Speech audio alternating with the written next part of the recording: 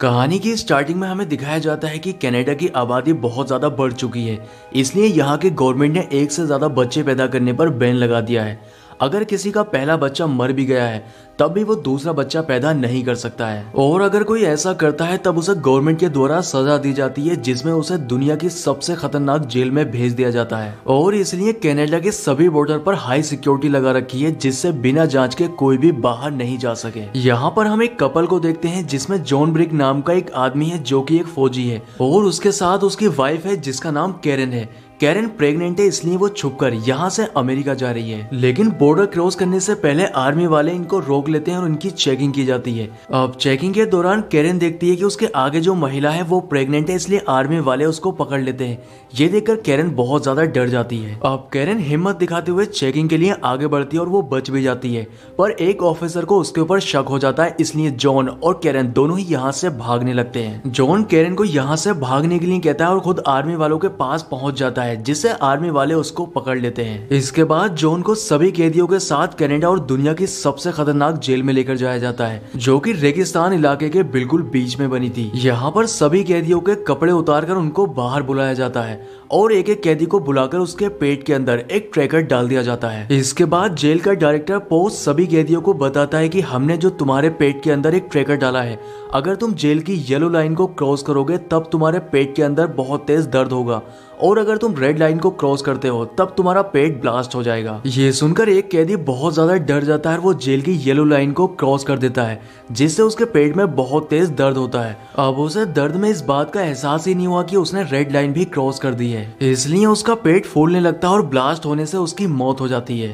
अब सभी कैदियों को लिफ्ट से एक अंडरग्राउंड जेल में लेकर जाया जाता है, जो कि काफी गहराई में थी। यहाँ पर जॉन की दोस्ती एक नीनू नाम के आदमी से हो जाती है। अब इनको इनकी सेल तक ले जाने के लिए एक रोबोट आता है जिसका नाम जेट 10 था। सेल में पहुंचने के बाद जॉन को डीडे और अब्राहम नाम के दो आदमी मिलते हैं, जो कि उसको बताते हैं कि सेल के अंदर लेजर बीम लगे हैं, जिससे सेल को क्रॉस नहीं किया जा सकता है। सोने से पहले अब्राहम जॉन को बताता है कि यहाँ पर सपना देखना अलाउड नहीं है, इसलिए वो कोई भी सपना नहीं देख सकता है। लेकिन जॉन के सोने के बाद यहाँ पर जेड रोबोट आता है और वो उसके दिमाग को स्कैन करने लगता है, जिससे उसे पता चल जाता है कि जॉन अपनी वाइफ का सपना देख रहा है, और उसका ये सपना पो भी अपने कंट्रोल रूम से देख रहा होता है, जिससे वो उसके पेट में लगे ट्रैकर यानी कि सिक्योरिटी डिवाइस को ऑन कर देता है, जिससे उसके पेट में बहुत तेज दर्द होने लगता है और वो नींद से जाग जाता है। अगले दिन जॉन जब बाकी मजदूरों के साथ काम कर रहा था तब वो देखता है कि एक मेडिक्स नाम का आदमी नीनू को लड़की समझ के उसका फायदा उठाने की कोशिश कर रहा है, इसलिए जॉन वहां पर जाकर उससे झगड़ा करने लगता है। लेकिन तभी यहाँ पर जेड रोबोट पहुंच जाता है और उन तीनों की सिक्योरिटी डिवाइस को ऑन कर देता है, जिससे उनके पेट में बहुत तेज दर्द होने लगता है। इसके बाद इन तीनों को लेजर सेल के अंदर बंद कर दिया जाता है और इनसे पूछा जाता है कि झगड़ा किसने स्टार्ट किया। लेकिन नीनू मेडिक्स से काफी डरता था, इसलिए वो कुछ बोल ही नहीं पाता है, और जॉन नीनू को बचाने के लिए उस झगड़े को अपने ऊपर ले लेता है। इसके बाद जॉन को पो के पास कंट्रोल रूम में ले जाया जाता है, जहाँ पर वो देखता है कि इन लोगों ने कैरन को भी पकड़ लिया है। यहाँ पर पो जॉन और कैरन दोनों की सिक्योरिटी डिवाइस ऑन करके उन्हें काफी टॉर्चर करने लगता है। इसके बाद अब्राहम जॉन को बताता है कि फ्लोर ए और बी दोनों पर ही प्रेग्नेंट महिलाओं को रखा गया है,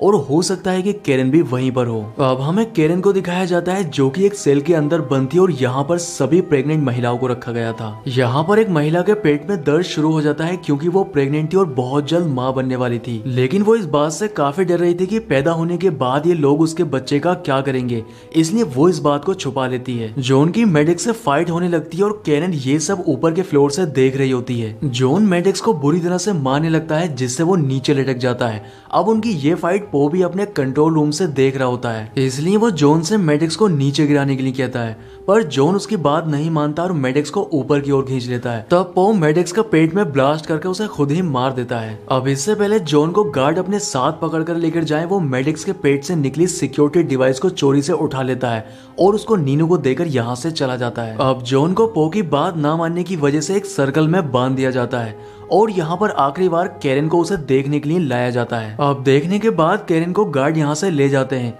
और जॉन जिस सर्कल से बंधा हुआ था उसको घुमाया जाता है। सर्कल के घूमने के बाद जॉन का दिमाग पूरी तरह से घूम जाता है और उसके दिमाग में पुरानी यादें आने लगती हैं। 3 दिन के बाद वो कैरन को अपने ऑफिस में बुलाता है और उससे कहता है कि कुछ ही घंटों में इस सर्कल पर लोगों की मौत हो जाती है, लेकिन क्या वजह है कि जॉन 3 दिन तक इस सर्कल पर टिका हुआ है। यहाँ पर वो कैरन के सामने एक शर्त रखता है कि अगर वो अपने हस्बैंड और अपने बच्चे को बचाना चाहती है तब तुम्हें मुझसे शादी करनी होगी। अब कैरन के पास कोई दूसरा रास्ता नहीं था अपने हस्बैंड और अपने बच्चे की जान को बचाने का, इसलिए वो पो की बात मान लेती है। अब जॉन को भी छोड़ दिया जाता है, लेकिन जॉन की हालत काफी खराब हो चुकी थी। जॉन ना ही तो किसी से बात कर पा रहा था और ना ही उसे किसी भी दर्द का एहसास हो रहा था। इसका मतलब यह है कि वो जिंदा तो है पर उसके दिमाग ने काम करना बंद कर दिया है। दूसरी तरफ हम कैरन को देखते हैं जो कि अब पो के साथ रहती है, लेकिन एक रात कैरन देखती है कि पो एक चेयर पर बैठा है और उसके शरीर से बहुत सारी वायर जुड़ी हुई हैं। ये देखकर कैरन काफी हैरान होती है कि आखिर पो ये सब क्या कर रहा है, पर बाद में कैरन को पता चलता है कि वो कोई नॉर्मल इंसान नहीं है,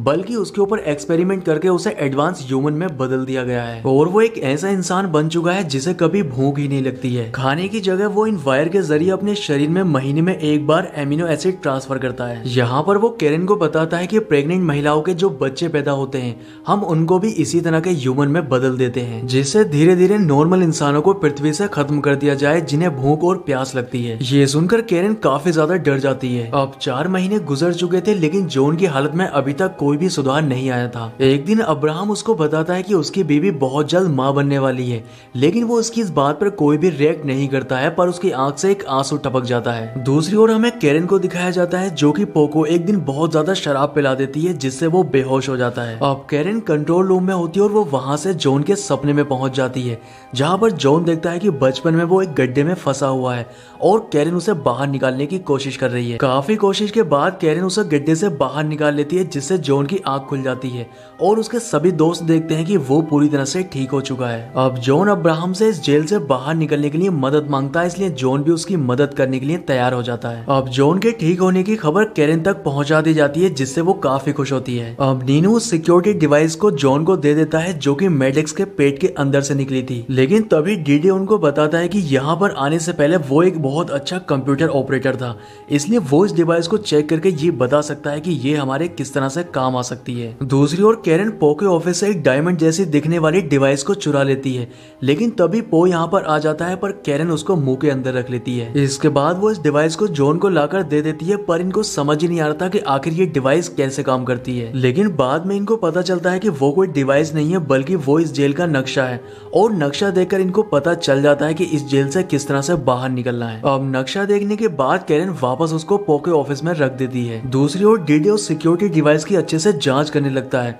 और जांच करने के बाद उसे पता चल जाता है कि उनके पेट के अंदर जो डिवाइस डाली गई है उसके अंदर एक मैग्नेट लगी हुई है, जिससे ये डिवाइस काम करती है। इसलिए अब इस डिवाइस की मदद से जॉन के सभी साथी एक एक करके अपने अंदर की डिवाइस को बाहर निकाल देते हैं। लेकिन दूसरी तरफ हमें पो को दिखाया जाता है, जिसको इस बात की खबर लग जाती है कि ये लोग उसे धोखा देने की कोशिश कर रहे हैं, इसलिए अगर इस बात की खबर ऊपर तक जाती है तब उसे डायरेक्टर की पोस्ट से हटाया जा सकता है। अब जॉन के साथियों ने जो सिक्योरिटी डिवाइस अपने अंदर से निकाली थी वो उसको कंस्ट्रक्शन साइट के पाइप के ऊपर चिपका देते हैं और खुद एक दूसरे से झगड़ा करने लगते हैं, जिससे जेड रोबोट उस डिवाइस को एक्टिवेट कर देता है। लेकिन सभी डिवाइस पाइप पर लगी होने की वजह से जैसे ही एक ब्लास्ट होता है पाइप के अंदर बड़ा सा होल हो जाता है। इसके बाद ये सभी लोग उस होल से पाइप के अंदर चले जाते हैं, क्योंकि वो पाइप बाहर जाने का रास्ता था। पर पो उनको कंट्रोल रूम से देख रहा होता है, इसलिए वो पाइप के अंदर गर्म हवा छोड़ देता है। इसके बाद पाइप के अंदर एडवांस रोबोट आ जाते हैं और उनके ऊपर गोलियां चलाने लगते हैं, इसलिए उनका एक साथी डरकर यहाँ से बाहर भागने लगता है, पर रोबोट उस पर गोलियां चला देता है, जिससे उसकी मौत हो जाती है। दूसरी तरफ अब्राहम कैरन को लेने के लिए गया हुआ था, पर तभी वहाँ पर पो आ जाता है और वो अब्राहम का गला दबाकर उसको मार देता है। इसके बाद वो कैरन को भी पकड़ लेता है। अब जॉन उन रोबोट का मुकाबला करते हुए उनमें से एक रोबोट को मार गिराता है,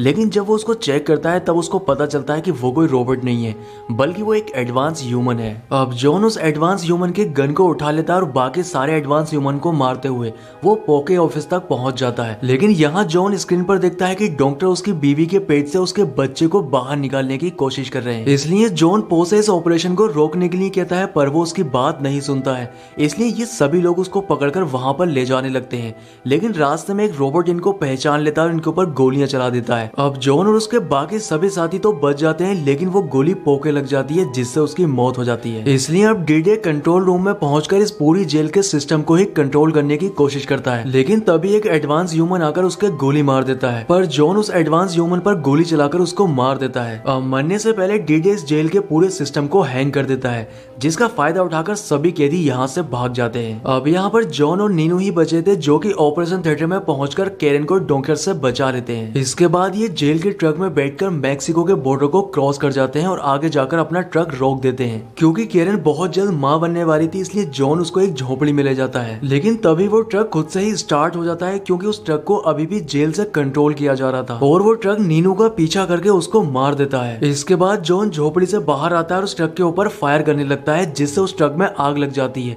लेकिन वो ट्रक झोपड़ी से जाकर टकरा जाता है, जिसके अंदर केरन थी। अब जॉन ये देखकर काफी डर जाता है, उसे लग रहा था कि केरन मर चुकी है। लेकिन केरन ट्रक के झोपड़ी से टकराने से पहले ही बाहर चली गई थी, इसलिए वो और उसका बच्चा पूरी तरह से सेफ है। ये देखकर जॉन बहुत खुश होता है और जॉन और केरन दोनों ने ही अपने बच्चे को एडवांस ह्यूमन बनने से बचा ही लिया। इसलिए तो कहते हैं कि इस दुनिया में माँ बाप के जितना प्यार कोई कर ही नहीं सकता। अगर आप इस बात से सहमत हैं तो आप कमेंट करके जरूर बताएं। दोस्तों, उम्मीद करता हूँ कि आपको वीडियो पसंद आया होगा, इसलिए वीडियो को लाइक और चैनल को सब्सक्राइब जरूर करें। तो मैं आपसे मिलता हूँ किसी नेक्स्ट वीडियो में।